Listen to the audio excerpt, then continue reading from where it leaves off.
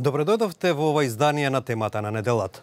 Овој пат се осврнуваме врз најавите на некои западни државници дека Европа би требало да има сопствена одбрамбена структура. Па дали е тоа закана за постоењето на НАТО? Францускиот председател Емануел Макрон подолго време најавува дека ќе поднесе нови предлози за Европската Унија за да може да биде зајакната нејзината безбедност. Според него, Унијата мора да престане да биде зависна од американската воена моќ. Што тоа ќе значи за Западен Балкан, посебно за оние што токму во заедничките евроатлантски интеграции гледаат сигурна безбедност. Францускиот председател Емануел Макрон откако деновиве повтори дека Европската Унија мора да ја прекине зависноста од американската моќ, министрите за одбрана на Унијата одржаа неформален состанок во Виена, на која беше потврдено дека Европската Унија работи на нејзината нова воена одбрамбена архитектура. Ова го потврди и шефицата на европската дипломатија Федерика Могерини, која по неформалниот состанок во Виена изјави дека станува збор за така наречена постојана структурирана соработка или ПЕСКО, која е дел од заедничката безбедносна и одбрамбена политика на Европската Унија. Во неа 25 од 28 национални вооружени сили се стремат кон структурна интеграција која се одвива непречено и се промовира чекор по чекор. We have received more than 30 new proposals for PESCO projects that we are now assessing and that will be, I believe, ready for adoption in November. That will add up to the 17 already existing PESCO projects. So it's moving forward and implementation is going on at a good rhythm and a good level. На средбата во Виена министрите се фокусира и врз воените односи меѓу Унијата и земјите од Западен Балкан. We are moving from the perception of being, as European Union, security provider to the Western Balkans to establishing partnerships with the Western Balkans on security and defense in a common manner. Според Могерини, веќе се разговарало со НАТО и со Обединетите нации, за кои рече дека на Унијата и се клучни партнери во регионот, како да се зголеми соработката за безбедноста и одбраната на Балканот. Австријскиот министер за одбрана Марија Кунасек прецизира за што станува збор.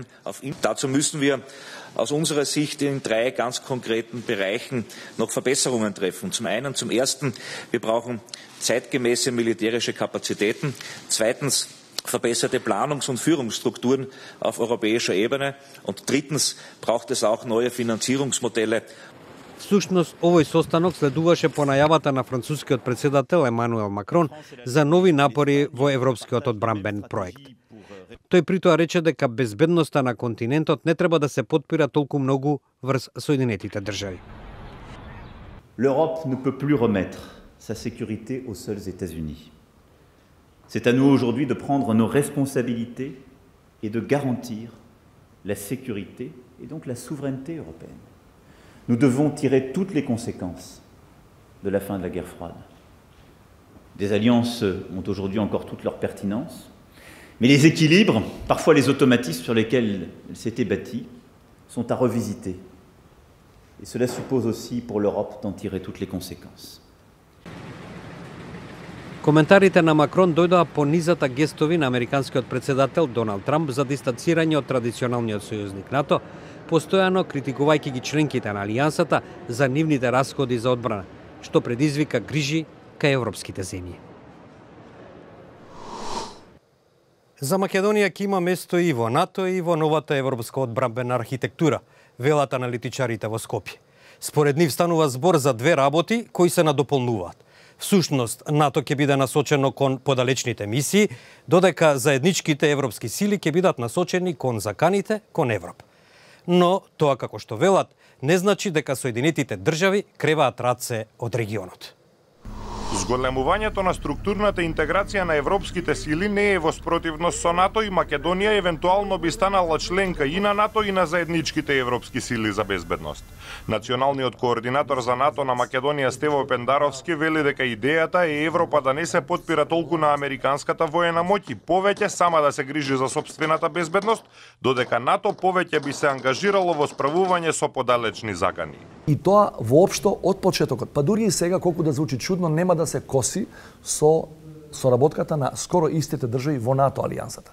Значи нема да има дуплирање на ресурси, нема да има дуплирање на ангажман, нема да има трошење повеќе пари за иста намена, за одбрана на државите што се во Европа, ќе се ги исполнуваат своите обврски и кон НАТО, кој ќе биде завртен повеќе кон некои подалечни мисии како што е Авганистан, а ова ќе биде повеќе завртено кон заканите кои се насочени примарно кон европскиот континент.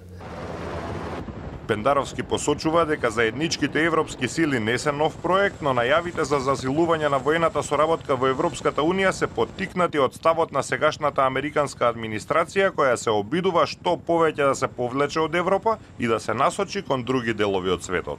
Илија Джугуманов од Евроатлантскиот совет на Македонија подсетува дека и оваа, но и претходната американска администрација постојано бараа од европските партнери да ги зголемат трошоците за одбрана. Тој исто така се согласува дека НАТО и вооружените сили на Европската Унија не се исклучуваат едни со други. Сметам дека и пораките до некаде на америчката дипломатија се во таа насока, да европјаните сами да превземат и одговорност за својата одбрана во насока на тоа што секоја од државите би го зголемила буџетот на тоа што е договорено на претходните 3-4 самити. Пендаровски подсетува дека првата воена мисија на Европската Унија Конкордија беше токму во Македонија пред 15 години како замена за мировните мисии на НАТО.